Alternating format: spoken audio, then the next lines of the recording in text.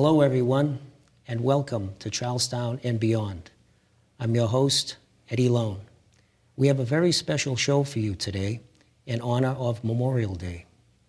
I recently made a visit to the Vietnam Veterans Memorial located at the Abraham Lincoln Post on Green Street.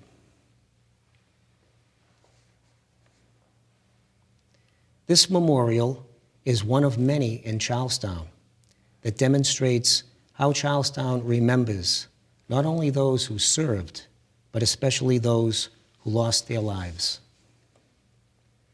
Men and women from Charlestown have served continuously in the United States military, beginning with the Battle of Bunker Hill up until the present. During the Vietnam War, over 1,000 Charlestown residents served in the U.S. military, and sadly, 6 men lost their lives. Today, I would like to honor these men individually. Lawrence Thomas Borden, United States Army. Edward Lee Johnson, United States Marine Corps. And I'd like to pause here for a second with Edward Lee Johnson and mention that he was the son of Florence Johnson. She was an amazing lady who went above and beyond when it came to Charlestown and also helping veterans. William James McNamara, United States Army. David James Pugh, United States Marine Corps. Michael Patrick Quinn, United States Marine Corps. Francis Edward Powers, United States Army. We see the faces of soldiers, and we honor them for their service and their sacrifice. But let us not forget that they were once sons, brothers.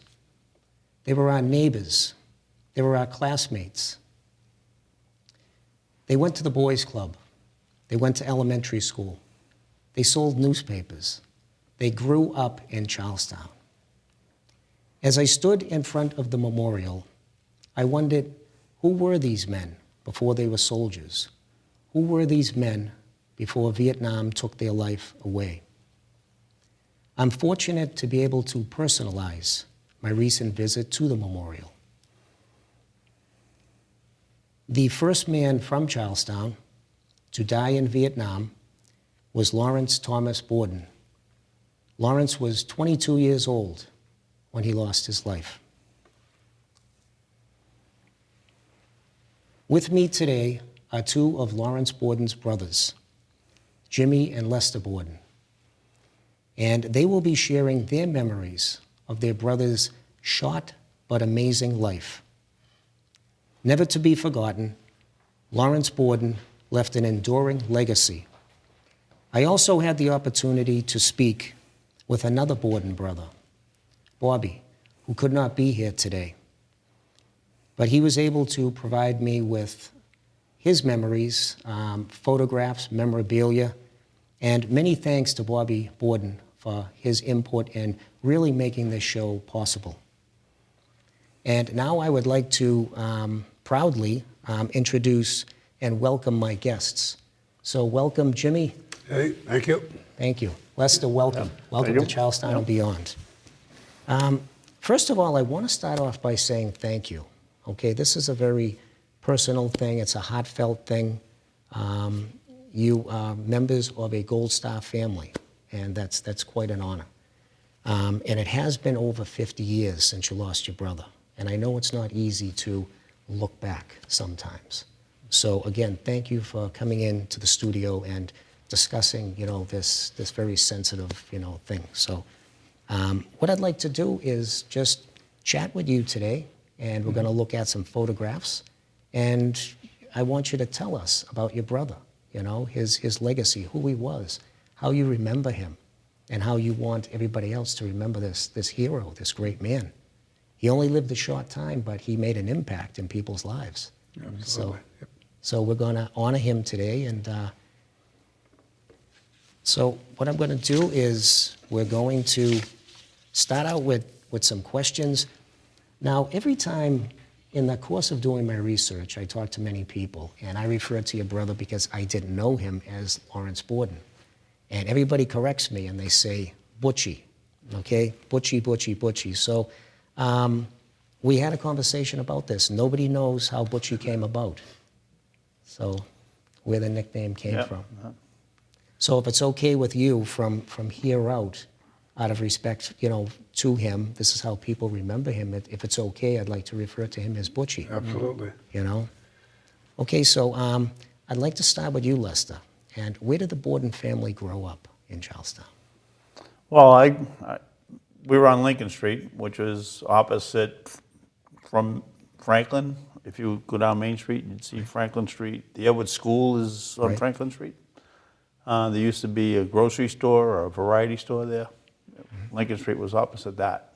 And it's no longer there because Mishawam is there. Right. Well, there's a Lincoln Street, but it's not in the same format that it once was. It used to be going from Main Street to Rutherford Avenue, the old Rutherford Ave, but now it's totally different in the way it's laid out. And we have an amazing photograph that was taken on Lincoln Street. And Jimmy, if you could comment on this photograph. Who's in this picture? Yeah, the one on the left is my brother Bobby, who now lives in Alabama, and he's a 30-year military man. Right. So the one in the middle is Butchie, and like you said, I have no clue as to how he got his nickname Butchie, and we had asked everybody around, and it was there when he was a little kid. So, and the one to the right is Frankie Ryan, a neighbor. They're all very close. They're in the Cub Scouts there. Right. All of us were in the Cub Scouts at one time or another. But this picture was pretty special because it says a lot about the kids growing up and how they learn to respect people. And, And a lot of skills that they learned being Cub Scouts and then Boy Scouts, a lot of skills you'll learn that you'll have for the rest of your life. Absolutely, yeah. And that's an amazing glimpse back at Lincoln Street. And we were just talking, you do remember the den mother for the boys? You just mentioned her name. It did come back to me, but... Mrs. Mary O'Donnell. O'Donnell, yes, from Pleasant Street. Exactly. And we used to go up there, I'd say 2 or 3 times a week, and she would do all kinds of projects with us and help us out. And pretty awesome lady, so... Yeah, oh, that's great. And we loved the treats she gave. You don't forget the treats. That's right. So how many children altogether? We have another photo here of all the kids. So how many children were in the Borden family? There were 10. We lost the first one, Ruthie, 4 years old. She died of leukemia. That was in 1942. And then Pat was the next one. He's in the middle there. He's the tall guy there. He's also deceased now. He died in 2005. And the one to his right is my sister Babe. The one to his left is my brother Denny. The one in front of Babe is Butchie. Yeah. And then my sister Barbara is right in front of him. And then Bobby with that awful curl is sitting down on the left side there. So. And then there's myself and Lester. There was 10 of us all together. Right. And Helen. And Helen. Helen's the youngest, yep. So both of you gentlemen are not in that photograph. You hadn't been born yet. No. Wow. Okay. So I was kind of really excited about our conversation about Lincoln Street. And this really speaks to old Charlestown. It was a neighborhood. So the both of you, if you could just tell me, what was life like on Lincoln Street? Your neighbors and things you did and... Well, I remember behind our house, which was the street behind us, Frothingham Ave, Frog Alley, we used to call it. There was an empty lot there. We'd play baseball there. Right. Then there was another empty lot further down towards Rutherford Ave. Behind the gas stations was another empty lot. We'd play baseball there. Right. Like the sandlot type thing. Yep. And then we'd play ball hockey out on the street. And then we didn't have to go anywhere to find players. Everybody was just come out of their house, like the Gretterixes and the Ryans or the Murphys, Mike Murphy, I think I know Mike Murphy. The Bassetts, the Leaches. Ronnie Ridings, the Bassetts, the Gretterixes. Yeah, And all there was- these families had a lot of children. I take it Yep. back. The Langlois had like 14, I think. Yep. You know? Then there was one family down the far end with 19. Wow. Who was that? That was, I'm trying to think of their name, but it's a while ago, so. And this was a community where kids played in the street. Everybody knew everybody. Yeah. You watched out for each other. The parents sat on the stoop and watched Yeah. the kids. Yep. And if there was some sort of a crisis, you had mentioned there was a fire, and each one of the neighbors took a few of the kids, Yep. you know, while these people were displaced. Yep. So this was a community. It was a very special Oh, place. it's for you. awesome. Growing up on Lincoln Street, it didn't matter who you were or what you were. You could walk in anybody's house, Right. make a sandwich, enjoy yourself, and then walk out. And, Wow. and the parents didn't mind. And the best part I liked remembering was the nighttime during the summer. Yep. We would all be outside 2, 3, 4 in the morning. Our parents would be sitting on the steps, Yep. and we'd be listening to the oldies on the radio and Yep. and just playing. It was incredible. It was just a close knit group. You know, all of Charlestown was like that at that one time. Right, A right. little different now, but that's Yeah. okay. That's the future. So Yeah. And if you could talk about, I mean, we had the elevated train on Main Street at Right. that time, but when you crossed Main Street from Lincoln Street, on the corner of Salem and Main Street, there was a market over there that was Yeah. a big part of the Eagle Market. the Eagle Market. Eagle Market. Harry Snap. If it wasn't for him, a lot of people wouldn't have survived because you got food there and did whatever. He would take your bill and just put it aside. Never bothered you for payment. People were pretty good though. When they had a chance, they would go down, and he appreciated that. But Right. he was exceptional. Wow. You know, his wife was just as nice, and Charlotte, she was a character, but they really were a great bunch. And all of us, all the boys worked for him. Yeah, delivering. Yeah, delivering So- food, delivering groceries. And he had a big steel cart that was huge. And it was okay to push along Main Street, but once you started going up to Bunker Hill Street, it was a hassle. So. Wow. So we've established the location and some of the family names we've talked, and all those houses are gone now. Yep. Lincoln Street, that whole neighborhood is gone. It's Yep. Mishawam now. Yeah. House So Mishawam, yep. that's and Mike Murphy, you had mentioned. I wanted to talk about. I know Mike, and there was a store there where his mother worked, Elliot's. Elliot's. Little variety store. It was one block down from Salem Street. It was the corner of Sullivan and Main. Yep. And they had like a soda fountain counter. And then on the other side, they had the candy counter. Wow. So you go in there and get a banana split or a sundae or whatever. And then, but his mother worked there. And I can remember him joking him recently, asking him if his mother got a pension from Elliot's. Right? And, Wow. but yeah, that was kind of like a little hangout if Yep. you wanted to. Yep. You'd see like other kids like that hang there, and that'd be the place you'd gather Right. in front of that store or in the store. You know, they had a jukebox, Wow. you know, that type of thing. And these were the days where a nickel or a dime went a long way with a kid. Oh, absolutely. Yeah. Well, You know, you the were- opposite corner was the drugstore. Right. And we used to go in there every day. You get a banana split for 35 cents. Wow. Yeah, that had a soda A fountain little too. different, yeah. That's That had the soda amazing. fountain. And they were pretty nice to us, you know. The kids were, I think they were pretty well appreciated by a lot of the store owners too, because they were Right. good. They were good kids, you Respectful, know. yeah. Yeah. Wow. So if we could talk now about where did Butchie go to school?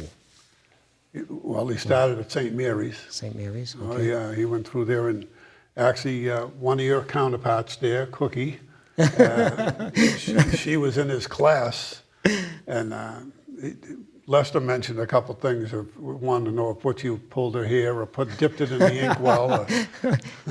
And now Butchie was also an altar boy at St. Yeah. Mary's. Yeah. We all were. Wow. Yeah.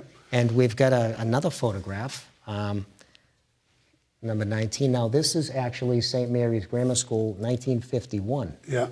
And we can see that Butchie is in the back row, being the tallest. Yep. And any other folks that you can remember from this photograph? Or Well, I was a year and a half, so I was born in '49. So You should if that's name everybody. if that's 51, 51. then Yeah. And The only one I recognize some of them, but the only one I know by name is Herbie Upton, yeah, Herbie's sitting who's right sitting in in the the front. Yeah. front row. Yeah, Herbie. Yes, yeah. And, okay, So what we want to do now is try to find out what type of a life Butchie had as a young boy.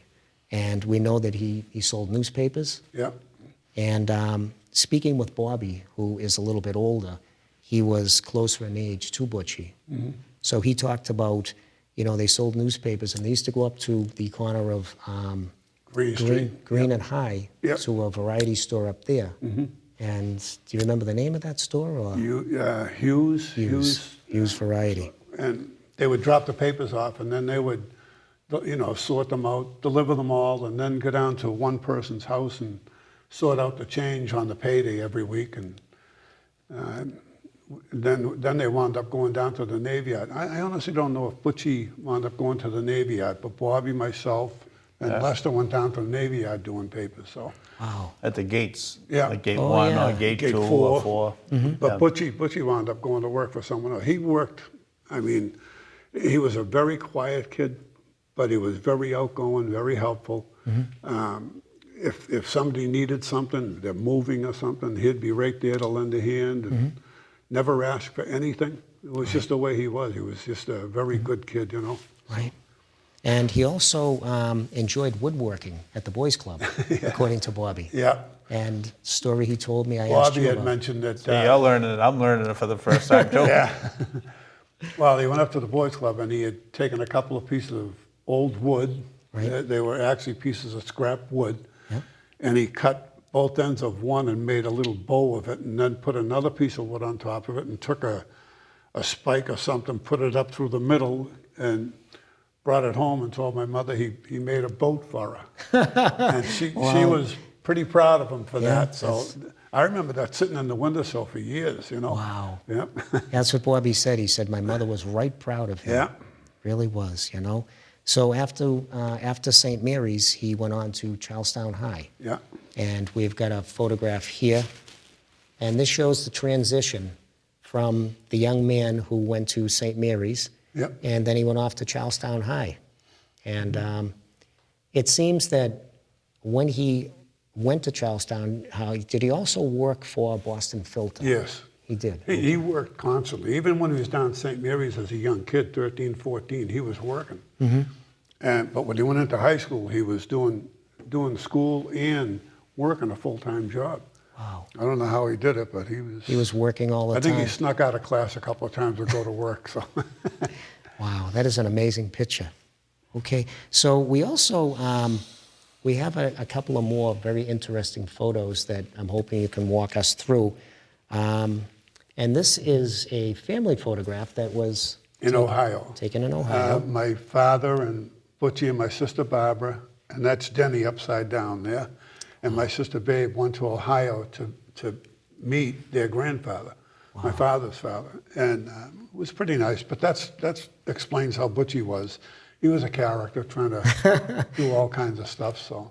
Yeah, it kind of says a lot when you look at a picture like this, when siblings are just horsing Yeah. around and, was he shaking the money out of Denny's Yeah. pockets, or Yeah. did they let him, drop after they finished, playing around? But I'd this, say they let him go. this is a very, very nice Yeah. photograph.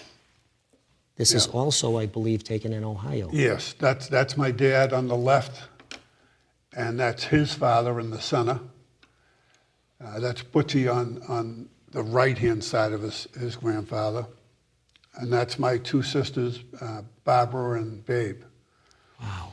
And you can get a really good idea from this photograph. You look at your father. Now, your father is very tall. Yeah, he's a big guy. But Butchie is actually taller than him, just Yeah. by a little bit. But if you look at his legs, how tall was he now? He was about 6'4", 6'4". 6'5". But I don't know what happened to his grandfather, but Yeah, look how He's small small. your grandfather is, Yeah.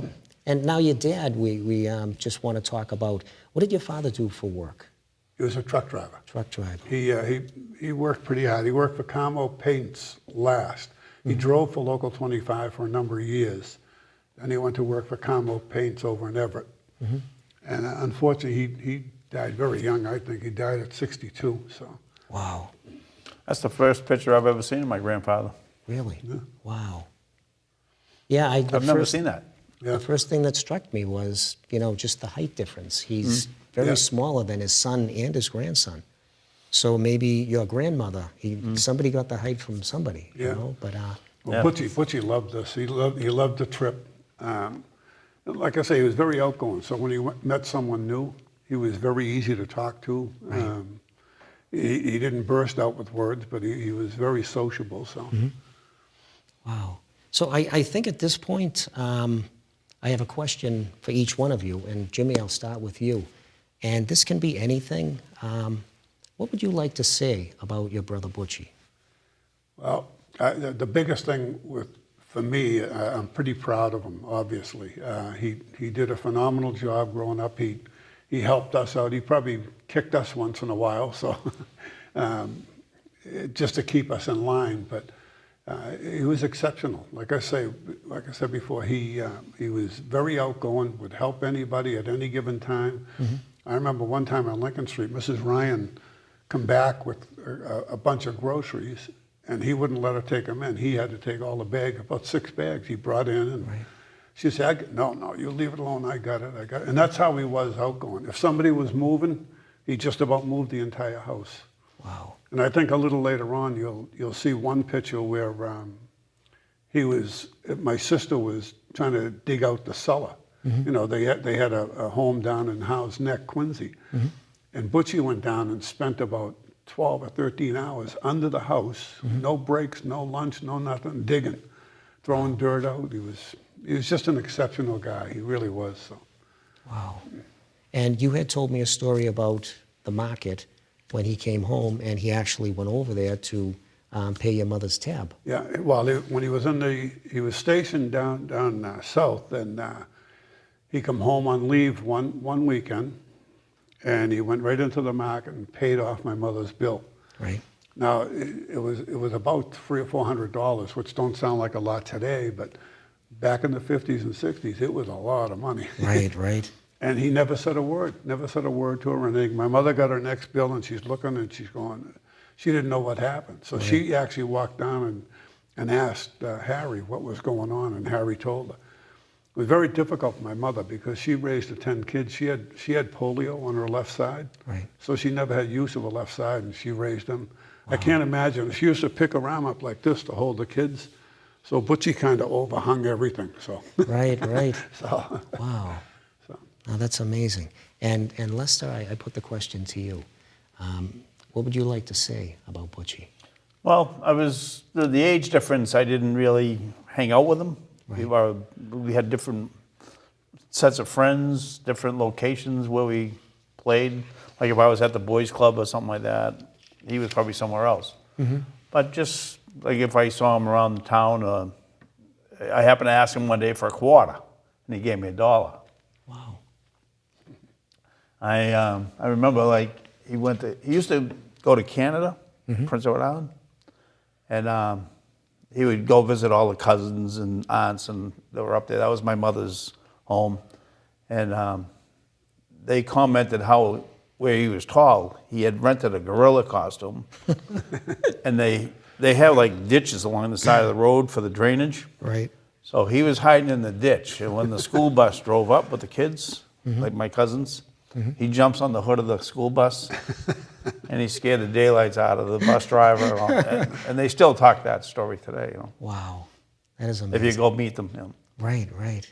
And I think Bobby had told me that his name Lester came from a family member who lived up in Canada. That's where Lester came from. That's who he's named after, a cousin, as he recalls. No, I'm Lester. I'm sorry. Butchie.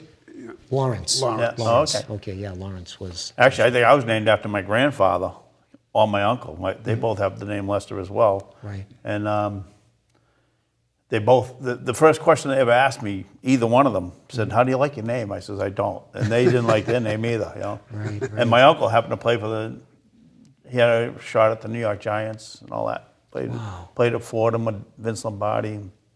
But his name was Lester. Lester. And he hated it. Well, my grandfather's name was Lester, so good. that's good, you know. Yeah. Misery loves company. And I also wanted to include your brother Bobby in this. You know, unfortunately, he couldn't be with us today, but I had a chance to spend a lot of time on the phone with him, and we texted and we emailed. So I asked him the same question, And I just want to say that I really enjoyed our many conversations, you know, that when I had a chance to speak with him. And I consider him to be the family historian. Oh, absolutely, yeah. Meticulous research, all these beautiful photographs that we just saw, and records, and his memories, everything was spot on. He's an amazing man, he really is, you know. And I want to say thank you again, because his hard work and his input really made this show possible. You know, I got a lot of stuff from Bobby. You know, we spent a lot of time talking. So. We used to tease him constantly. He'd go up and ask my mother and father if he could use the car for the day, and my father would say, "Go ask Jimmy," because I used to take care of the car. Right. Oh, okay. So, and then we'd be sitting down having breakfast, and Bobby would try to get a glass of milk, and my father would tell him, "Don't use that. That's for Denny," because Denny was the athlete. So poor Bobby. I mean, Wow. but I got him good at my retirement at Florian Hall. Right. I retired from 37 years on the fire. Right. And Bobby didn't know it, but I had a big, huge cake made for him because he was retiring from the military. Right. He had 30 years in the service, and he was involved in a number of conflicts, you know. So Right. pretty exceptional guy. He really is. He's pretty awesome. We tease him a lot, but he's got a heart of gold. So. Yeah, I found that. So this is what he had to say, and I found him to be very humble. He didn't want the spotlight. He deflected all the attention to his siblings, to his parents, and you know, just that type of guy. So, and I quote, "I spent 30 years in the military. Some years were exciting, and some not so much. My focus now is with Butchie." And on a side note, my brother Pat is my hero. And my brother Jimmy, he helped save many people as a Boston firefighter. And my brother Lester, he helped save some boys from drowning when they fell through some ice many years ago. And everybody knows about Denny. And what a community leader he was. But the bottom line is that all 6 boys served in the military and beyond. And that I attribute to our parents. So that's very, very fitting words from Bobby Oh, Boyd. it is. So that was great. And like I say, I enjoyed every, you know, conversation with him. Okay, so we have another photo, number 23, and this is actually a newspaper clipping, and this was taken at an Army base in Boston. Yep.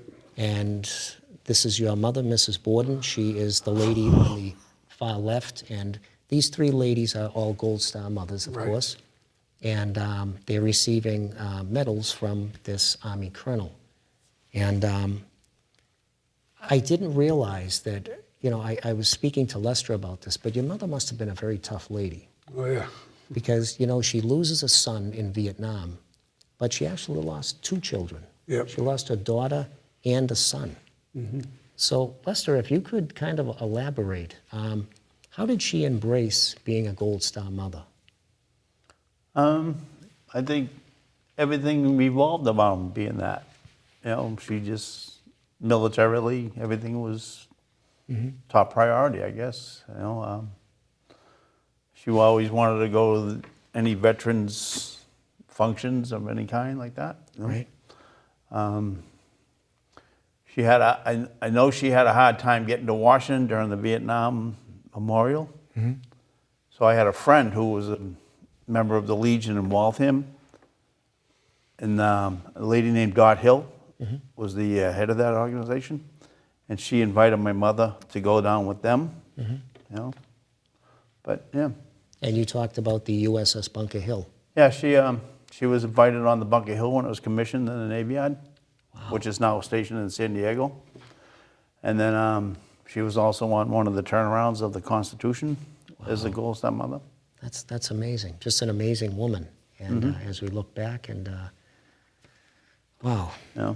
So I also have a letter that, again, I got from Bobby, and it speaks about Butchie's character, you know, who he was. And it's a letter that he wrote to your mother. And as you well know, your mother was extremely religious. And so This is a letter that Butchie wrote, and it's very brief. And again, Bobby sent it to me. And he says, "Dear Mother, it would make me very happy if you would bring the whole family to church next Sunday for the dedication to the Blessed Virgin. Your son, Lawrence Borden." So that says a lot about him and his connection. I mean, he seemed very, loving. He was a good son, and he loved his mother, and he made that connection with her. So we have another photo here. And this is a document, a military document that, again, Bobby sent me, and in the course of his very meticulous research. And I just want to remind everybody that, we've been talking about your brother as a child growing up in Charlestown before he was a soldier. And this actually talks about his military service. So I just want to remind people that he was a member of the 1st Battalion, 327th Infantry Regiment, part of the 101st Airborne. Yep. And in 1966, his unit received the Presidential Unit Citation for their actions in Vietnam. And this document you see on the screen, this is actually a page from the duty officer's log. And it's dated 13 September 1966. And it's communication between the command post and C Company that Butchie was with. And this is, I guess, standard where an officer in the field, after action takes place, will have to file a report with the time about what happened and what happened to who and how many, the body count and whatnot. So I'm going to quote from this document, and again, this is radio communication from C Company, and Butchie was there. He was with C Company in the field, and it's 13 September 1966, and this dialogue is going back and forth from the field to the command center.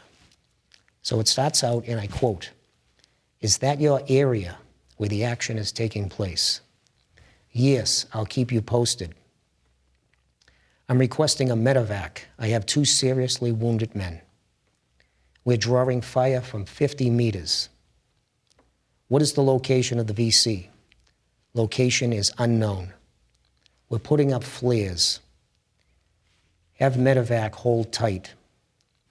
They wait a little bit until things slow down, and they radio to the chopper, "No activity. Chopper is en route."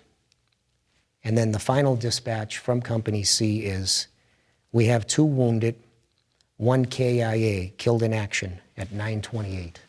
And that was Lawrence Borden. He was killed at 9:28 on 13 September 1966.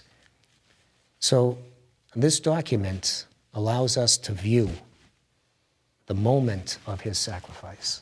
It's a very personal and it's a very special document. And again, Bobby's meticulous research, he was able to locate this. There was 8 pages written about that night.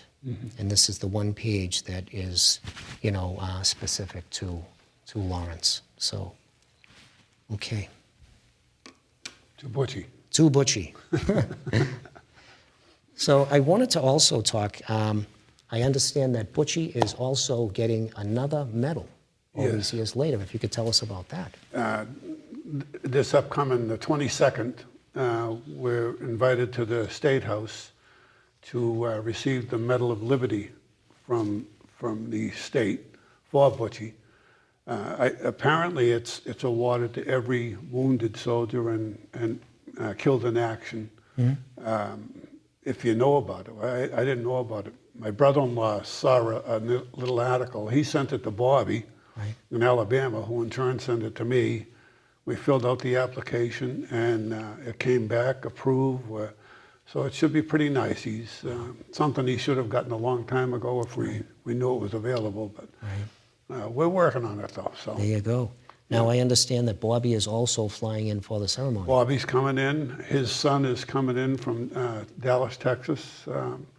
My son's going to try to make it there, and Lester's going. And few others want to go in. My nephew, Danny Gorenti, who's a Marine, a former Marine, his son's a former Marine. They're going to try to get up there also. So should be nice. And this is going to be at the State House. Yes, at the Hall of Flags. In the Hall of Flags. Wow. Supposed to be pretty nice. So Yeah, that's we can add to these medals here. So Wow. Wow, that is really... Now, the other thing that Bobby talked to me about is they actually had a reunion, I believe it was in Kentucky, for Butchie's old unit right in Tennessee. in Tennessee. Yeah. Okay. And did you folks Actually, it was attend? Virginia. We were in. Well, we were in the Tennessee. hotel was in Tennessee. Yeah, The, it was the time across was the line, actually yeah. was right on the line. Right. With some town in Virginia. Yeah. And did you guys went? Yeah. And can you tell us about what it was like to be with these men that were with your brother, you know? And, Well, there was two of them there that were with him with the unit. One of them left right away. He was the one. He said he knew Butchie, which is unfortunate because he had to leave. But I was kind of hoping that we would meet someone that was at the actual time. You know, right. it was a great reception they had, and they did a great job. I would have liked to have seen someone, you know, talk to somebody about the battles they had, but we did a lot of conferences with a lot of them, and they were a pretty nice bunch. So Wow. Yeah, they do it up right. They had the names of they went through the history of the names from that unit Right. that were KIA, and they would read out like an honor roll call, and then they were going to make like a collage of the names or pictures, and they're going to put like a star, a wall of flags or wall of stars, whatever you would call it. Right. And then so it's going to be an ongoing thing. you know. Right. Right. And then they had like a 21 gun salute. The guy's property was the Blue Ridge Mountains, and so they actually did a 21 gun salute firing into the mountainside. They were using live ammo to fire into for a 21 gun salute, Wow. and that's pretty good stuff, you know. But it's like guys from the Vietnam War up to the present, you know, and so it's a wide range of ages and experiences, and yeah, they did it up good. You know? they had all kinds of games for the kids. They had raffles. They had all kinds of gifts and everything for everybody. It was pretty special. You know? Now, talking to Bobby about that, Bobby had mentioned, and we have to keep in mind he's a 30-year, you know, military guy. He looked at it from that perspective, and he said it was just an honor to be in these men's presence. You know, these are the heroes that came home, and they were there. And it was quite a unit, as, you know, Bobby had told me they had won, you know, the presidential citation, the unit citation, and the list goes on and on about all the decorations that this unit won. And they were in, I believe, 15 major campaigns in Vietnam, his unit, after, of course, right up till 1970. Hamburger Hill, which they made the movie about. They were present at Hamburger Hill in 1969, I believe, or 1970. But it was quite a unit. So these men really, like he said, they're heroes in my book, you know? Wow. And just to go off page for a minute now, you're going to have a golf tournament coming up for Denny. Yes. And the dates on that, if you could tell us a little bit about that. You're all going to attend, and Bobby's going to be there. And Yeah, he'd be home for that. That's the 24th of May. It's usually the Friday of Memorial Day weekend every year. And it's a fundraiser for the Boys Club, basically, in Charlestown. And they sell out every year in terms of filling the spots, the golf spots, you know. Right. They have like a kid named Derek Gallagher, whose father's a fireman, but he runs it.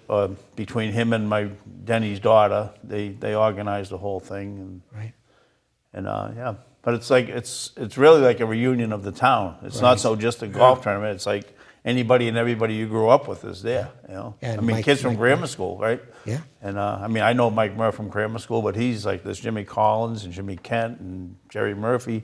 These are all St. Mary's, not Charlestown High or college. You know. Right. And then there's friends of Denny that are there, in the 70s and 80s, and you know, so it's old home week for the whole, Right. You know. Denny was a good man, and he did a lot of work, Yeah. you know, in the community, especially at the Boys and Girls Club. You Well, know? he had a great bunch of friends up there too. We played hoop from 6 to 8 in the morning, 4 days a week or 5, and we ran full. And all those guys that are there, they're at the golf tournament. Wow. I go up to the golf tournament. It's up in New Hampshire, Right. at the Wyndham Golf Course. I go up and I ride around in the golf cart because I hate golf. I like sports, so. But I ride around, say hi to everybody, and they're an exceptional bunch. They're a great bunch of guys. That's great. It's for a good cause too, and Yeah. I know Denny's happy about it. He'd be very proud of it. Oh, yeah. You know. I remember at Denny's wake, the age of the people coming through Right. could have been 12 to 15 Yeah. to his age, right? Yeah, But it's just exactly. because of his association with the club and knowing these kids, Right. he got to be friends and mentors of all of them. you know. Yeah. Yeah, like Bobby said, I mean, about the 6 brothers serving in the military, but beyond, they continue to serve, you know, and that's what Denny did. He served right to the end, you know. So I just wanted to say that our conversation has surely given a perspective, okay, of the person behind the hero, you know, who Butchie was, Yeah. you know, a hero. And it reminds us that many of our veterans were kids like Butchie that grew up in little towns across America, playing baseball, going to the club. And he was just a regular kid, you know, just grew up in a small town and served his country, you know.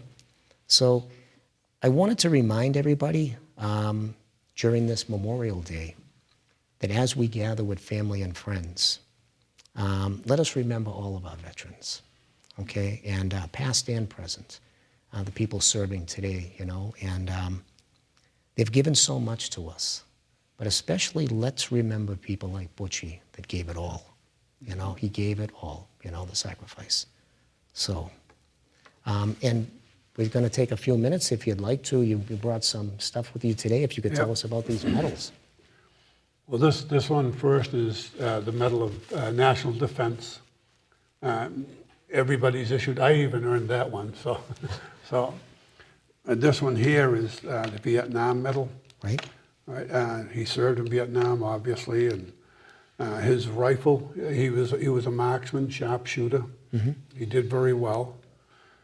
This is the Purple Heart that was awarded when he got killed to my mother and father.